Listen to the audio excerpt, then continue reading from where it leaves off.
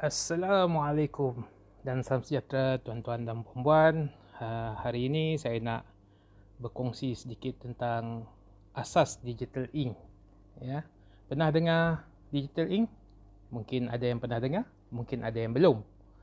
Jadi hari ini saya nak berkongsi sedikit apakah itu digital ink. Digital ink ialah satu teknik pengajaran yang digunakan untuk menggantikan penggunaan papan tulis tradisional di dalam kelas, ya. Kadang-kadang dalam kelas kita ada whiteboard ataupun zaman dahulu kita ada blackboard, ya, yang papan hitam yang kita guna kapur dahulu, ya. Dan sekarang ini kebanyakan sekolah dah menggunakan whiteboard. Kita guna marker saja. Jadi digital ink ini adalah satu kaedah di mana kita menggantikan papan tulis yang biasa ada dalam kelas itu secara digital, iaitu dengan menggunakan sama ada tablet, telefon bimbit kita ataupun mungkin juga boleh menggunakan laptop kita. Okey, apa kelebihan dia? Yang pertama sekali ianya menjimatkan masa. Sebab kebiasaan kita kalau kita nak menyalin sesuatu latihan atau nota, kita dah ada bukunya. Tapi kita terpaksa tulis balik di papan tulis, kemudian kita minta murid kita untuk menyalin balik. Jadi banyak masa kat situ telah pun dijimatkan dengan menggunakan digital ink. Kedua, dia mudah digunakan. Ianya digunakan secara offline. Jadi bila secara offline, bermaksud tuan-tuan dan puan-puan boleh gunakan di mana-mana saja, termasuk di dalam kelas, walaupun tidak mempunyai capaian internet. Okey, yang ketiga, menarik. Bila dia berwarna-warni, murid-murid akan lebih berminat dengan apa yang kita nak sampaikan. Sebagai contoh, kalau kita gunakan whiteboard, kita terpaksa gunakan bermacam-macam warna marker untuk mengajar dan juga untuk menarik minat murid. Tetapi dengan menggunakan digital ink, kita boleh gunakan bermacam-macam warna yang kita boleh gunakan untuk menyampaikan pengajaran kita. Okey, hari ini saya akan berkongsi dengan tuan-tuan dan puan-puan salah satu daripada aplikasi yang percuma yang ada dalam Play Store kita yang kita boleh gunakan digital ink dalam pengajaran kita. Okey, jadi saya nak share pada hari ini penggunaan satu aplikasi yang dinamakan Zodo. Kalau tuan-tuan dan puan-puan pergi ke Google Play Store, sini ada Google Play Store. Okey, type Zodo. X-O-D-O. Okey, ini salah satu. Sebenarnya ada banyak lagi aplikasi, tetapi kebiasaannya saya menggunakan aplikasi ini. Tuan-tuan dan puan-puan boleh muat turun, install dalam tablet, telefon bimbit ataupun komputer tuan-tuan dan puan-puan. Selepas itu, kalau macam saya ni, saya memang dah ada lah dalam tablet ini. Jadi saya buka saja. Okey. Ini contoh. Okey, tadi pun saya menggunakan Zodo. Okey. Sekarang ini, apa yang menarik ya tuan-tuan dan puan-puan? Saya ambil contoh, saya buka buku teks. Matematik tingkatan 5. Okey, saya buka contoh. Okey. Apa yang menarik dengan aplikasi ini tuan-tuan dan puan-puan? Kita tak perlu salin balik nota ataupun latihan yang ada. Dan satu lagi yang menarik, ianya boleh di zoom in dan zoom out tanpa pecah.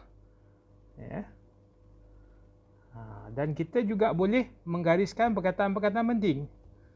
Saya ambil contoh. Okey, ini cara untuk menukarnya kepada pen. Okey, kita ada pen kat sini, ada yang diberikan sini ada warna merah, warna hijau, biru, hitam dan kuning. Tapi sebenarnya kalau kita klik di bawah dia, kita boleh tukar warna, apa saja warna yang kita nak. Sebagai contoh, saya ambil warna purple. Okey. Dan dia punya ketebalan tu kita boleh ubah sesuai ikut kesesuaian kita. Kemudian dia punya kejelasan dia pun kita boleh ubah suai juga. Ikut kesesuaian kita. Okey. Okey, sekarang saya tak nak besar sangat. Okey, kita ambil contoh yang mudah lah tuan-tuan dan puan-puan. Kalau katakan kita ada benda-benda ataupun ayat yang penting dalam sesuatu ayat, sebagai contoh ini, nombor yang ditunjukkan ialah nombor dalam asas 10. Setiap digit nombor asas 10 mempunyai nilai tempat dan digit. Nilai digit, ya, kita gariskan. Ya, supaya murid-murid boleh nampak. Kalau tak nak warna ungu, kita boleh guna warna biru. Okey. Kalau tak nak warna biru, kita boleh gunakan warna hijau. Okey. Ini kelebihannya. Kita boleh tulis terus dalam sini. Ya. Dan sekiranya tuan-tuan dan puan-puan katakan, di dalam buku tersebut ada jawapan dah tertulis. Ya. Jadi apa yang kita boleh buat tuan-tuan dan puan-puan, kita tukarkan warna pen ini ke warna putih. Kemudian kita padamkan dahulu jawapannya. Ya, habiskan 100% opacity dulu. Kita boleh padamkan jawapan supaya murid tak nampak. Kemudian kita boleh minta murid-murid buat, bagi jawapan mereka. Bila kita nak bagi jawapan, tekan saja eraser dekat sebelah kanan ni, ke atas ni, padamkan saja. Dia akan keluar balik jawapan. Jadi ianya agak memudahkan dan menjimatkan masa, tuan-tuan dan puan-puan. Ya. Saya bagi lagi satu contoh penggunaannya di bab graf fungsi. Ya.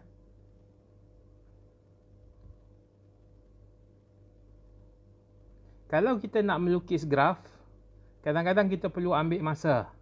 Sebab kita nak tunjukkan dengan pelajar kita macam mana nak plotkan, macam mana kita nak menggariskan. Ya. Jadi dengan penggunaan digital ink ini, kita boleh terus plot. Sebagai contoh graf ini. Katakan kita nak plot garisan ataupun plot titik. Ya. Kita boleh pangkah terus. Kalau rasa tebal sangat, kita boleh ubah suai dia punya ketebalan kepada bentuk yang paling tipis.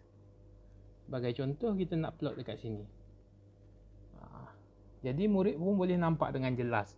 Kalau rasa warna hitam ni tak menarik, boleh gunakan warna biru. Tebal sangat ataupun salah, kita padam dia balik. Senang saja. Ya. Kalau warna biru, kita haluskan sampai habis. Senang kita nak plotkan. Kalau kita nak buat pengiraan pun boleh.